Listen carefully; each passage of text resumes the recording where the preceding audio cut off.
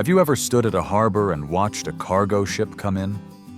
The thing is enormous, stacked with metal containers 10, 12, 15 rows high, towering above the waterline like a moving city block.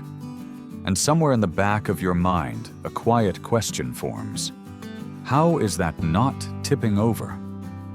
The whole structure looks top-heavy in a way that should, by any instinct, end in disaster.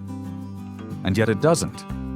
These ships cross oceans in storms. They lean and roll and right themselves. Something is keeping them stable, and it isn't immediately obvious what. There are more than 50,000 large cargo ships operating on the world's oceans right now. Together, they carry roughly 90% of everything traded between countries.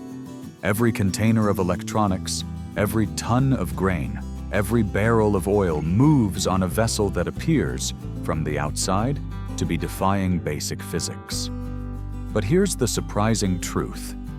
The stability of a cargo ship has almost nothing to do with its shape, and everything to do with what's hidden below the waterline. Today, we're uncovering how cargo ships stay upright, where the system came from, and the extraordinary unintended consequence that has quietly reshaped ecosystems on every continent. The answer is hidden below the waterline of every ship you have ever seen in harbor. This is always there, never noticed. For most of maritime history, ships were stabilized by their cargo itself. A vessel loaded with grain or stone sat low and heavy. The problem arose when ships returned empty. An unladen vessel riding high was dangerously unstable. Sailors solved this by filling the empty hull with ballast. Rocks, sand, whatever was available. Every ton of ballast was a ton of paying cargo left behind. The shift to water ballast came in the latter half of the 19th century, as steam-powered iron ships replaced wooden sailing vessels. Iron hulls could be built with dedicated ballast tanks, sealed compartments along the bottom that could be flooded with seawater when the vessel ran light, and pumped out when cargo was loaded. Faster, cheaper, and adjustable in real time. By the early 20th century, ballast water was the universal standard. Think of it like a tall, empty glass versus a snow globe.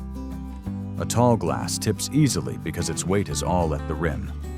A snow globe, heavy at the base, barely moves when pushed. A cargo ship works the same way. Ballast water at the very bottom of the hull pulls the center of gravity below the waterline, creating what engineers call a righting moment, the force that brings the ship back to vertical when a wave hits, like a weighted punching bag. The low center of gravity always brings it back. So if ballast water solved the stability problem so elegantly, what's the catch? The answer, as is often the case in history, comes down to what gets carried along for the ride. Ballast water isn't just water. When a ship pumps seawater into its tanks in one port, it picks up everything living in that harbor. Bacteria, plankton, fish larvae, organisms in quantities running into the billions per tank. When discharged at the destination, all of it enters a different ecosystem with no natural predators.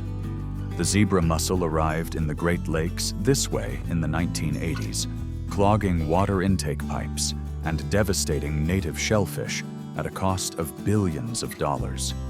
Mandatory treatment regulations arrived in 2017.